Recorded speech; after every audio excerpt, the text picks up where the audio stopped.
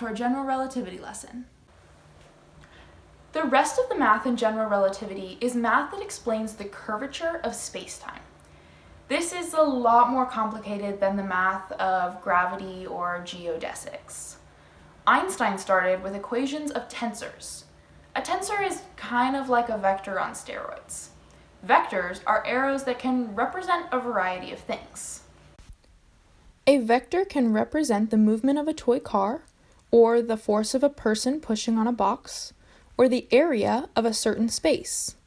The length of the arrow represents the magnitude of the velocity, force, or area, while the direction shows the direction of the force, velocity, or area. Any vector can be written as a combination of other smaller vectors that align with the coordinate system being used. You can see here how this vector would be the same thing as the sum of all of these smaller vectors.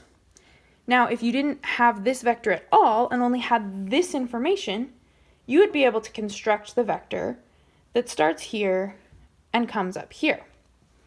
Each of these is called a unit vector.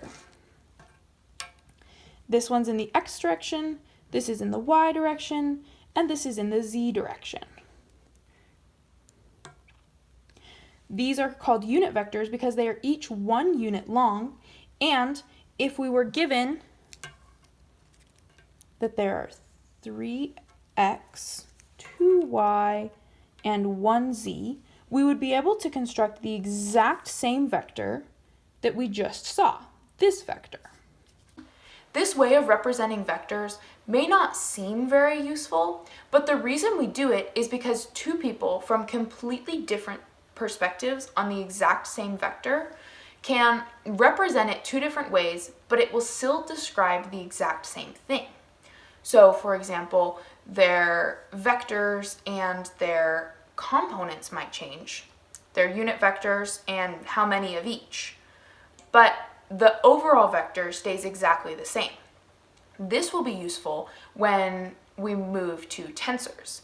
A vector is just a rank 1 tensor. A rank 2 tensor could be represented by 9 unit vector pairs. So a tensor might look something like this. Each set of variables can represent lots of different things, but for general relativity, one of them would represent the force, and one of them would represent an area. So, for example, we can see here that there is a certain amount of force in the z direction on the yz plane, because this x vector is perpendicular to the yz plane. Now that's the case for all of these combinations. Now you may be wondering, why is there a zx combination and an xz combination? That's because here, this is a force in the z direction on the yz plane. Here, it's a force in the x direction on the xy plane. That's why there has to be 9 combinations for this to work. This applies to general relativity because it can help us see how a mass might warp the space-time continuum. One of the great things about tensors is that those unit vectors can represent whatever we want. So if one unit vector represents a force and one represents an area, we're able to use a tensor to describe the way that a mass puts a force on every plane of the space-time continuum. That's a pretty amazing thing. The next portion of this that's super helpful is that from different reference points, the tensor will remain exactly the same. The variables and components might change, but the overall tensor stays exactly the same, just like we saw with vectors when described using unit vectors. These two qualities make tensors very helpful for general relativity. This is also why when people speak of general relativity equations, they don't just talk about the one equation, because there's several. Now, for a more in-depth explanation of tensors, I highly recommend Daniel Fleisch's video on the topic. I'll link it in the description below. It was super helpful for me when I was trying to understand this topic. The general relativity equation itself is displayed here. R sub mu v is the Ricci tensor curvature, and it explains the curvature of the universe according to tensors. R is the Ricci scalar curvature, and it explains the curvature of the universe according to scalars. G sub uv is the metric tensor, which describes the stress that the spacetime continuum puts on itself. This is essentially the tensor that explains the way the spacetime continuum acts before any masses are introduced. T sub mu v is the stress energy tensor. It explains the way the continuum reacts to the stress that masses put on it.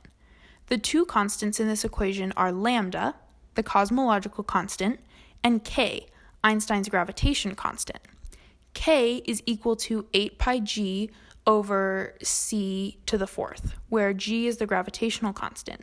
See the gravitation video for more explanation of where this comes from.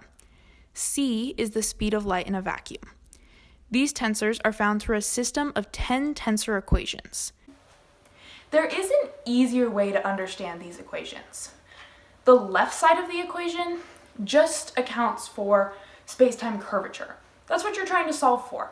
You want to know what the curvature of spacetime is due to a certain mass.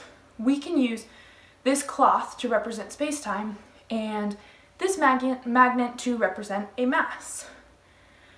Now, on the right side of the equation, there's two parts, and they do two different things that help us find spacetime curvature.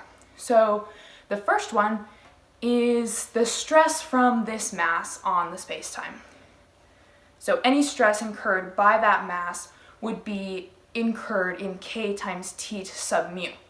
Now you're going to subtract the stress that spacetime puts on itself, so the weight of spacetime, if you will. Now if you take the stress from the mass, subtract the stress from spacetime itself, there you go, that's spacetime curvature. John Wheeler has a famous quote that can help you understand this topic. He said, quote, "Spacetime tells matter how to move, and matter tells spacetime how to bend." These are all partial differential equations, which just means that they measure the change in something, in this case, the spacetime continuum, and that they cannot be solved alone. It takes all 10 equations to solve for all of the variables in these equations. The use of lambda in these equations has a bit of a tricky history. So Einstein was working with his equations before lambda was introduced, and he found that these equations meant that the universe was either expanding or collapsing. This kind of freaked him out because the current understanding of the universe was that it was a constant, eternal entity. So he added lambda to the equation so that they no longer predicted this. Lambda represented a constant energy density. What that means is that he assumed that the energy density in the universe was constant. It wasn't spreading out, it wasn't becoming more dense or less dense, meaning that the universe was not expanding or contracting and resolving the issue that he had found in these equations. Then, when it was found that the universe is in fact expanding, he took lambda out of the equation. In the 1990s, it was discovered that not only is the universe expanding, it's expanding at an increasing rate. So the rate at which the universe is expanding today is much higher than the rate at which it was expanding 20 years ago. Lambda has actually been found to be an explanation for this expansion. So lambda is presently in the equation for explaining the acceleration of the expansion of the universe. This theory of general relativity has been verified and supported by many experiments over the years.